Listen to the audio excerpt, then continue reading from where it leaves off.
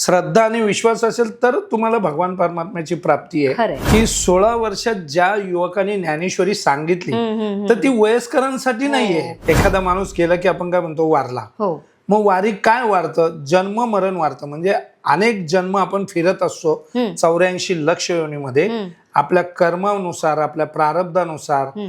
माऊलींची समाधी सुद्धा संजीवन समाधी आहे. 1972 साली अनिसवाल्यांनी म्हणजे या अंधश्रद्धावाल्यांनी उखडण्याचा पण प्रयत्न केला. आज जगद्गुरु जेव्हा वैकुंठाला गेले किती लोक म्हणतात की खून केला काय केला. शेवटी ते खाली आल्याचं प्रमाण आहे. 18 पगड जाती आहेत. कोण कोणाच्या जातीचा विचारत नाही, पातीचा कोण कोणाचा. फक्त प्रत्येकाच्या तोंडात एकच नाव असतं माऊली. माऊलींचे जे अश्व आहेत घोडे ते सुद्धा पूर्वजन्मात कोणतरी संत असणार महान. लाखो लोक त्यांच्या पदस्पर्शासाठी धडपडतायत.